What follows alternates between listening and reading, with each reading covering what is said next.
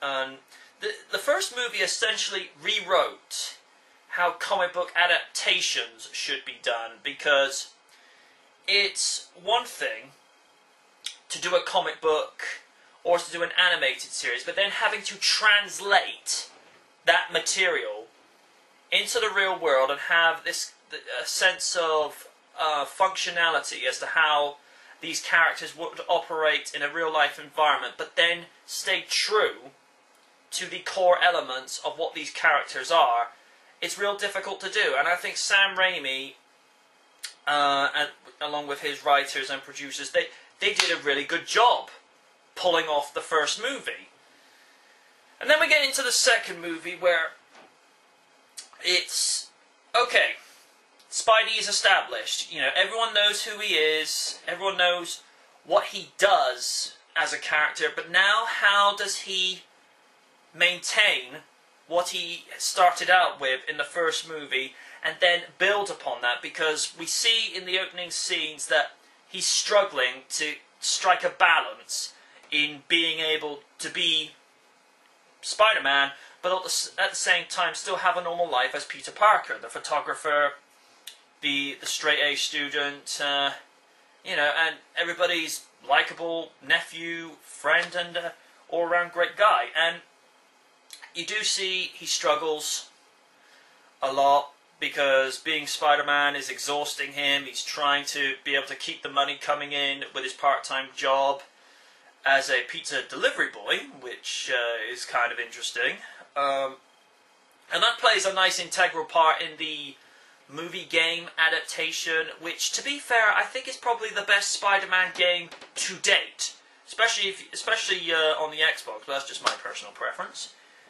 I thought Alfred Molina played a very good sympathetic villain as Dr. Otto Octavius and as Dr. Octopus and Doc Ock. And you see the scenes where his wife Rosie is inadvertently killed in the accident within the second movie, and how the AI on his robotic limbs kind of override his personality, intelligence. But at the same time, you could sort of see things from his perspective, you know, why he's lashing out at people. You know, he feels like, you know, I've been done wrong. And it's, of all people, at the end of the movie, it's Parker who gets to say to him, sometimes we have to sacrifice the things we love and want in life to be able to do what's right. And that intelligence is a privilege. It's not something that you can take for granted. And it's interesting to see Parker take a little bit more of responsibility in what happens with the sequel. And in all honesty, I think the sequel's a little bit underrated when you look at that movie. The third movie is kind of hit and miss. With Spider-Man 2, J.K. Simmons just goes off the deep end, and you get to see more of that amusing, comedic side of J.K., where Peter comes into... J.K.? Shut up. Jamiroquai's in that movie? J.K.? J.K. Simmons? Oh, I thought you meant J.J. No. Keep it in. Hi, guys. Hello. Anyway, it's nice to see where J.K. gets more of this sort of comedic side over, and this sort of cynical sarcasm, if there's even such a term for that, where Parker's presenting photos, and he goes, I'll give you $250, $300. That's outrageous. Done. And one of the funnier lines I like is where Penny says, Mr. Jameson, your wife, she just lost a chipper. Thanks for the great news. The one I really like is just interjecting this shit. My favourite one is where Peter goes, "Is there anything you can use here, Mr. Jameson? I really need the money." Oh, Miss Brandt. Yes. Give me a violin. It's just something about J.K.'s performance as J.J. It's like they've taken Jameson straight from the comic books and put him into a real world. Oh, yeah. And J.K. just breathes such life into that character. And I don't know if there's any kind of word or confirmation if the character is going to be in The Amazing Spider-Man starring Andrew Garfield and... he's not. JJ's not in. Nah, there's gonna be no Jameson. But however, in the Ultimate Spider-Man cartoon, J.K. Simmons is going to voice JJ. Sweet. I like how he kind of took what the animated series did, that kind of like hot-headed, like old flat top thing, but he kind of made it a little bit more comedic. And of course, well, from what we'd seen in the last movie, where Harry, played by James Franco, believes that Spider-Man had murdered his father, when we all know, Osborn kind of inadvertently killed himself, which is kind of like a play from the comics, because the way he died in the first Spider-Man movie, it's pretty much what happened almost like scene for scene from the old Spidey cartoon. But the only difference is, in the Spider-Man comic, it was in an alleyway, but in the movie, it's like an old condemned like church building, I think. Yeah, and it's when you see Harry go on these kind of piss and moan rants that would make Chris O'Donnell from Batman and Robin look modest. You just sort of think, it's like, I wouldn't go there. I'd say that make Anakin Skywalker look like a decent character. Yeah, and from my point of view, Spider-Man is evil. Sorry, but and it's the look on. I kind of questioned having Spider-Man's identity revealed in the second movie. I thought, ooh. Yeah, I don't know about that. It was never touched on in the third movie either. I mean, like, did he just look the Men in Black show up with a little like laser pen thing that this never happened? Most people say the same thing about the Daredevil movie, but let's move on. Hi-oh! And it's when, at some stage, I think even in the comics and the animated series, even when Mary Jane finds out, it's like, well, at some stage he would have told her anyway, but it was kind of nice the way that she finds out who he really is, and at the same time she gets that understanding of why he's been so secretive and just so elusive all the time. Because if his enemies did find out who he was, then they would use his loved ones as a means of compromising him. And then we get into the matter of the third movie. Right, now here's where the third movie gets right. It was really good with the angle of the black Spider-Man suit, of how Parker starts slipping into this really dark persona, and how this symbiote is kind of overriding his better judgment.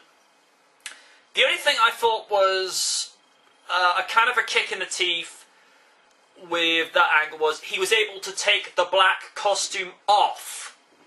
Whereas we all know, only going from what I know from the animated series, the symbiote bonds to him and is able to morph into other clothes, and of course the black Spider-Man suit. They do a good job of where the black symbiote suit enhances his power, so he's twice as strong, he's twice as agile, he can overshoot buildings with enhanced capabilities. But the thing that really got on my nerves with the black suit was, one, emo hairstyle. And if Random would like to pick the camera up for just a moment, I need to get this across. Getting ready to go out somewhere, actually. This is infamous, and I think, I kind of coined this, all this. It's not unusual. The whole swagger.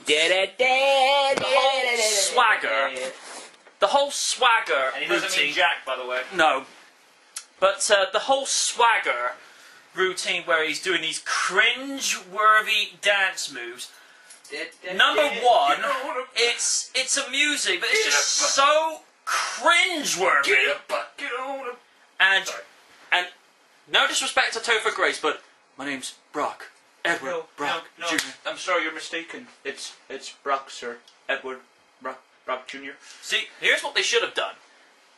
Get Hank Azaria to reprise his role as that, because he would have been perfect as Eddie Brock. Well, yeah, maybe, you know, 'cause he was the voice in the cartoon, but the guy's like, what, his 50s now or something? No, it's early to mid-40s, best of my understanding. Well, like, he had like superimposed parts of his body and shit. Dye his hair blonde. But, you know, I felt that was, you know, character-wise was just done so wrong, and it was actually nice to see Gwen Stacy show up for the first time and not die. That was, For a in change. my mind, I mean, this is the problem I have whenever comic books and whatnot are translated to the big screen. It's like oh, who can we put this character, this character. It's just, like, I mean, look at X-Men Origins Wolverine. I mean, it's like Spill perfectly said. It's like in this movie, like, we'll take this mutant, and just stick them in there for some reason. I mean, the problem I have with, I probably used this argument before, but I'm going to use this argument here. You know when you watch movies like Die Hard or 007 or Jason Bourne, these movies that have like these like generic thug number 4. Mm-hmm. And when they get killed off or when they get beaten, you're going, yeah, awesome and stuff. But when you're translating a franchise like, for example, X-Men, Spider-Man, Transformers or whatever to the big screen, these are characters that people care about. So instead of generic thug number 4, it becomes Psylocke, or it becomes, you know, Starscream, for example. When you see these characters get killed off, fans get pissed because they're saying, no, because it doesn't really work like that in the comics. And when they just throw these characters in, so as far as I'm concerned, Gwen Stacy, Dr. Kirk Connors, they could have been called generic characters number 3 and number 7. Yeah. And Captain Stacy, who was also introduced in that movie, he plays a huge part in the comics. And it's just like, who are you? Oh, I'm Captain Stacy. That's it, really? I mean, don't even call her. I said, don't even call her Gwen Stacy. Just call her like generic blonde girl number 7. But to be fair, Bullshit. That's what it is. Bryce Dallas Howard actually plays the character well, based upon what I know of the character. I mean, I know she has a much more prominent role in Spectacular Spider-Man. By the way, guys, stupid move cancelling that. But when she made her only appearance in Spider-Man the Animated Series, it's just like, yeah, okay, it's... Well, you know the reason why you should... Yeah, I know. And to be fair, I mean, what the Marvel movies are doing is they're trying, rather than capture the audiences from the mainstream 616 universe, as it's called. Don't ask why they give it numbers. They just whatever. What they're doing is they're sort of generating inspiration from the Ultimate Universe. And my problem with the Ultimate Universe is like it's kid friendly, and it doesn't really. A lot of the rules don't really apply to what hardcore fans like me do. I mean, in the Ultimate Universe, it's Edward Brock Jr. That's his name. And it's not even a symbiote, it's a suit designed to cure cancer that goes on a bit of a bender. Whereas we all know from the 616 universe, it's really just Eddie Brock. Not Edward Brock Jr., just Eddie Brock. Yeah. But, you know, and then there's the subject of Venom. And I know the fans had a field day with this. Jesus tap dancing Christ. What was that? Now, I've always argued with Venom, this is what they should have done, okay? Right, you know, this is how I think Spider-Man 3, you know, I mean, it's okay film, you know, it's not the most, you know, awe-inspiring, Oscar-winning, performance ever, but this is what I would have done. Kept Sandman in, but rather than have him be the guy that killed Uncle Ben, why not have him as a friend of the guy who killed Uncle Ben looking for revenge?